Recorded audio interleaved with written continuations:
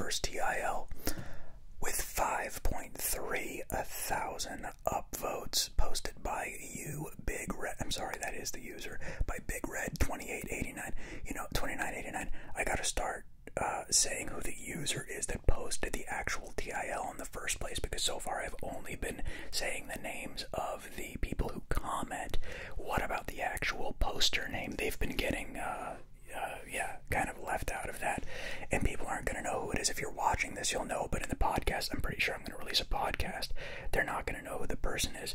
Anyway, posted by Big Red 2989. Today I learned a Korean programmer made a ransomware program as a joke, requiring the victim to get a high score in the Japanese bullet hell shooter. I'm going to murder this name. Dual Syrianson. Undefined fantastic object on the highest difficulty to get their files back. That's pretty cool. Let's read what happened with that.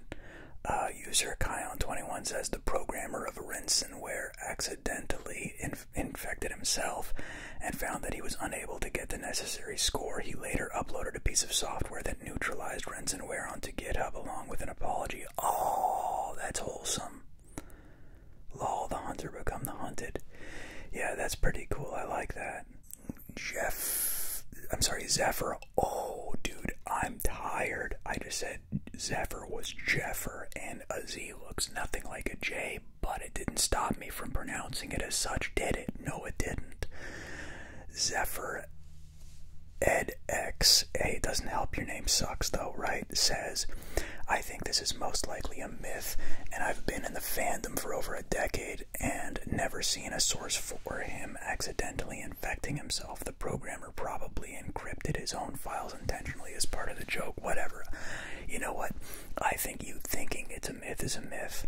Boom. We're back to it being wholesome. And user Zapdos says, good luck with that one. Bullet hell games are an acquired taste and pretty skill intensive. Yeah, I guess. First bullet hell I ever played was Smash TV. You guys remember Smash TV? Smash TV was amazing. Back in the 90s, in like 90, dude, it wasn't, it had to be like 91 or 90. It was Smash TV, and my friend's dad rented out Tilt. It was an arcade. I don't think it's still there, in San Jose, outside of San Francisco. And dude, he rented it for like 8 or 9 of us, and we had like probably $100 in tokens each, and we played so much Smash TV. It was the best. We played Street Fighter. That's when Street Fighter pretty much just came out. Street Fighter 2, obviously, the first one blew. If you've ever played Street Fighter 1, I mean, it sucked. But having said that, if you actually did play Street Fighter 1, you're an OG, dude. Leave it in the comments. Yes, I played Street Fighter 1, and then proceed to trash it and how shitty it was. I played it one time at, not Raging Waters, whatever the water park in San Jose was, and I forget, it's not Raging Waters, it's not Wild Rivers, I forgot what it was called. It's since closed down, but they actually did have an original Street Fighter 1, and it was terrible. I think it was, you could only be either Ken or Ryu. I don't know, I'm almost certain. Is it just a memory? I remember there were fireballs, maybe there were helicopter kicks, but all in all, it was so lame because I had already played Street Fighter 2 by the time that came. Dude, Street Fighter 2 Championship Edition was already out before I played Street Fighter 1, so everyone was like, dude, someone needs to kill this game, get rid of Street Fighter 1, and then they proceeded to make so many Street Fighters, I have no idea who the characters are now. Sorry, that was a stretch. But yeah, Smash TV was an amazing bullet hell game, and I would play that again. I'm actually going to call one of my friends when this is over. I think I'm going to suggest we play some Smash TV. This person linked a YouTube video. I don't care. Ramon Sin says, reminds me of an old DOS virus that made you bet your files on roulette at startup. Always found that even worse than deleting them without user input. Somehow more cruel. This is depressing. I'm going to ditch this. Moving on, 6 1.7 thousand upvotes. Posted by Just John 8 says, today I learned Matthew McConaughey got his alright while listening to a live recording of The Doors right before filming his first ever movie scene. Jim Morrison repeated the word alright 4 times, and McConaughey liked it for his dazed and confused character. Right on. I love it. Let's see what the comments are. User 313M3N7S. Is that Leet? Yeah, Elements. Okay, cool. User Elements says, don't know why, but I want her to know that. Alright. Is that, don't know why, but I want to know that. I read that in McConaughey's voice. Is that a McConaughey line? I don't know. Obscure reference 234 says he pulled off that classic line in his very first scene he ever shot. That's pretty damn amazing. Mutt 1223 says, I've heard 4 different stories about the origins of this. A few were from McConaughey himself. That's interesting. So much YouTube stuff. Here we go. VK says, Matthew's book Green Light. I think it's Green Lights with a plural. Anyway, Matthew's book has lots of information about that and really shows why he is the way he is. It's an interesting read about his life. It's a good book, and the audio book is him reading it. It doesn't get better than that. You know what? I think I'm going to go ahead and pick that up. The audiobook specifically, because first of all, big fan of audiobooks. Not enough time to read. Love audiobooks. Not only audiobooks, but audiobooks at 2 or 3x speed, and that's how I digest all of my information. I did that with a bunch of stocks and options stuff when I thought I was going to be like Gordon Gekko and beat the market, and proceeded to lose my ass after listening to 12 or 13 audiobooks on options trading. You can ask me anything about options trading and stocks, and I'll tell you exactly what it is, and then you'll probably proceed to lose your ass just like I did. Leave a comment if you lost your ass. Anyway, what was I going to say? Oh yeah, so options, and then I also read a bunch of health stuff. I like Primal Blueprint by Mark Sisson. Obviously Tim Ferriss's crap is pretty good, and more recently, biographies is what I was getting at, and I got the Seth Rogen biography, which I'm actually enjoying. I'm in the middle of that one. I got Rob Lowe's, and I am a big fan of the audiobooks where the narrator is the author. I don't like when I'm reading, especially a biography. You can get away with it if you're not a celebrity, if it's not biographical. If you're the author of the book, but it's not biographical, and you have someone else reading it, fine. But if you're the actual author of your biography, autobiography, and you're not reading it, it's like, come on, dude. So, hats off to McConaughey for being one of those few that will narrate their own audiobook, and for that reason, I would like to make an offer. I'm trying to make a Shark Tank joke. It's just stupid. For that reason, I'm going to go ahead and pick up Greenlight, the audiobook. I think I'm going to listen to that, because I am a fan of McConaughey, not just for his acting and stuff, but I really liked listening to him on the Rogan podcast. I like him as an interviewee, and his personality and the way he delivers stories. Very charismatic dude, seems very open and honest about all sorts of shit. So yeah, I'll listen to that. And let's put that one to bed. Let's read another TIL. Alright, this one only has 457 upvotes, posted by M. Masiri 9 hours ago. Today I learned that in August 2009, Egyptian fishermen were captured and held for ransom by Somali pirates. They later rose against their captors using the tools and machetes they were able to get a hold of against the pirates. Before seizing their guns and using them against them. Jesus, what's up with the typos in this? At least 2 pirates were killed. Fine, I'll click on it. 24. How did this get to the front page of TIL? First comment by Super Cyber Lurker says, well, those who lived by the sword. Seriously, if you use force to get things, it shouldn't surprise you when people use force to stop you. Well, yeah, of course. This is what I was looking for. Wooby Wyatt says, look at me, I am the pirate now. Of course. Yeah, and then someone says underrated comment. That's what you're looking for in this whole damn thing. In fact, that might have been too late, but I think it was Captain Phillips was the Tom Hanks movie about the Somali pirates and the jacking. Is this about that, or is this way later? I think this is later. 808 upvotes. Let's see if this one has anything.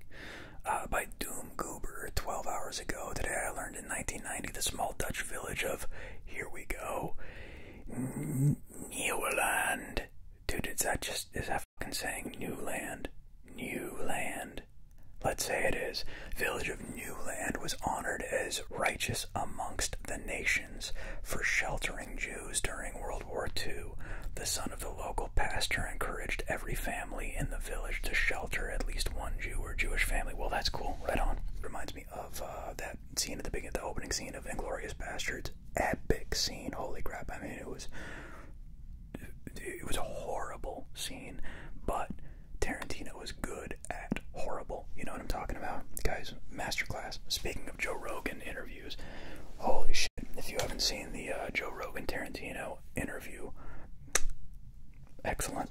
Okay, the Dust of Men says, the operation certainly wasn't limited to Newland itself, but stretched into the... You like how I just say Newland? Like, that's it. Like, I cracked the code. It's probably pronounced some other, like, Nieuwelanda.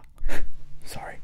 The operation certainly wasn't limited to Nieuwelanda itself, but stretched into the wider area around Nieuwelanda and also included villages like Oosterheslen and Hollenscheveld. It was also... Is that like disheveled?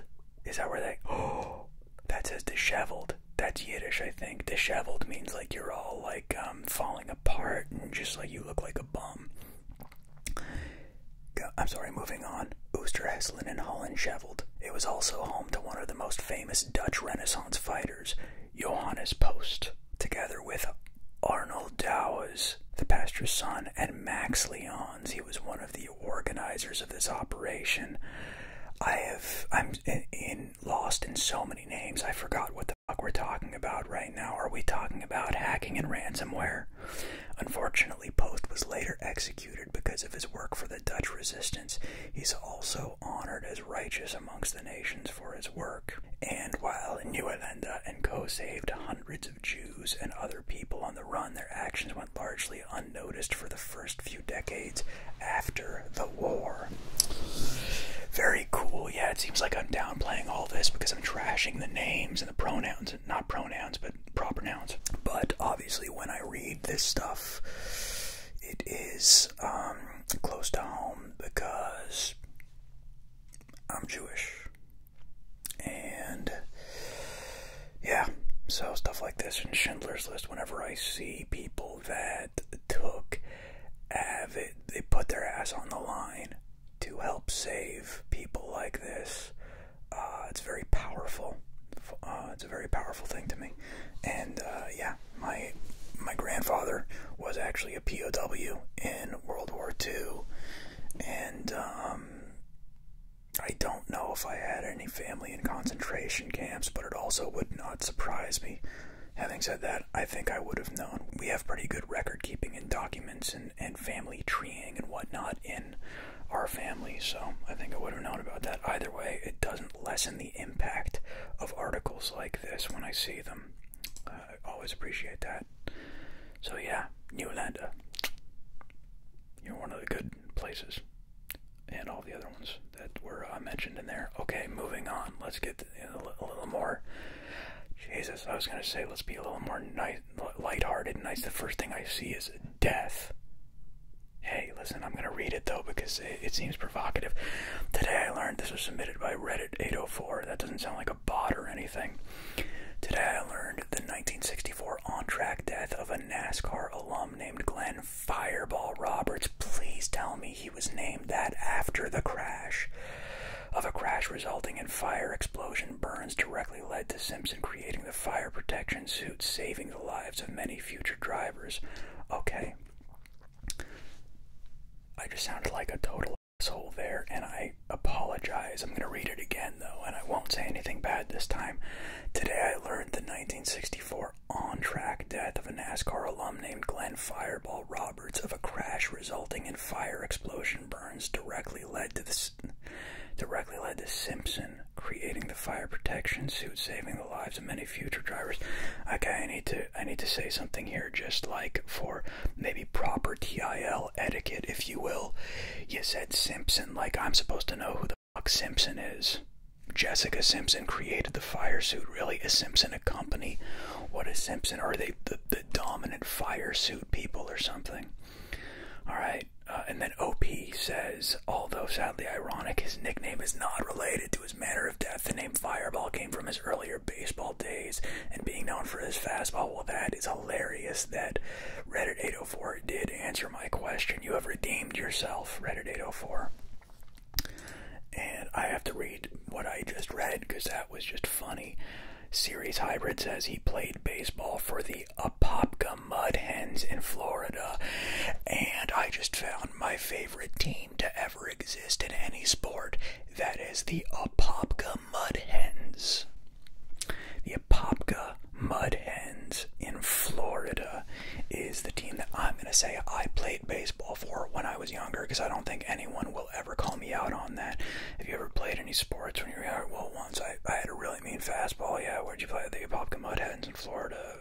It was a long time ago. Simpson, eh? Yeah, that's funny. Love Feral 1418 says at least the death wasn't in vain. Also, happy cake day, OP. Jesus, really?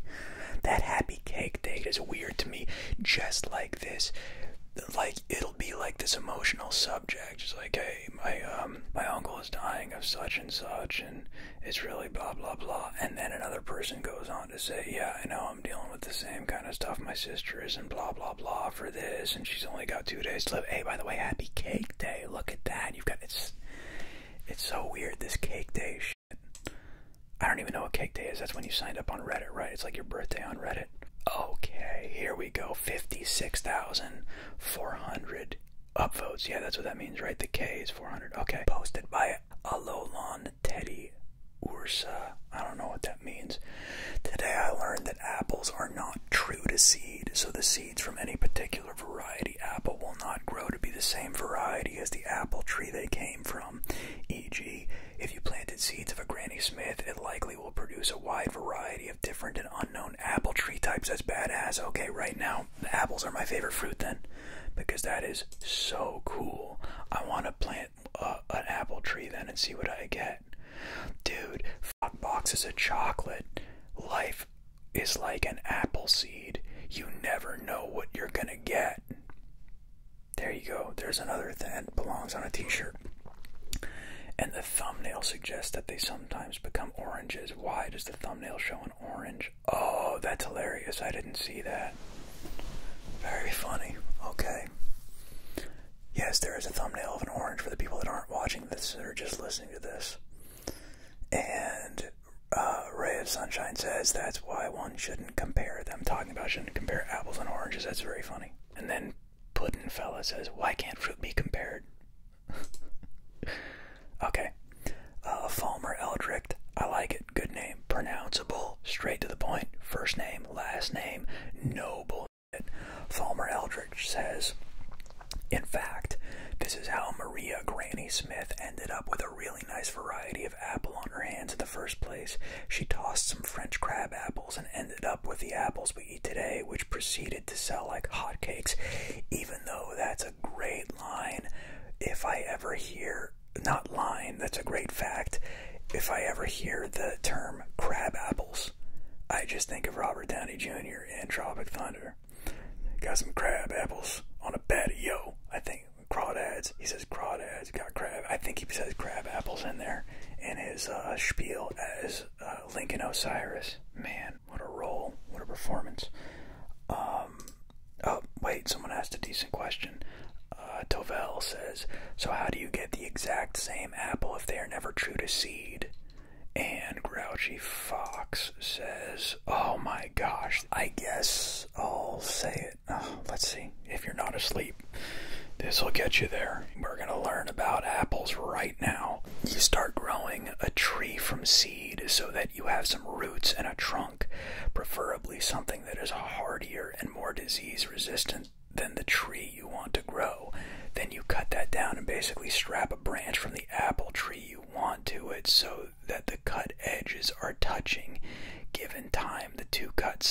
should heal together, and the branch you grafted on will start to grow, and you'll have roots from whichever plant you originally planted, and a trunk, branches, fruit, etc.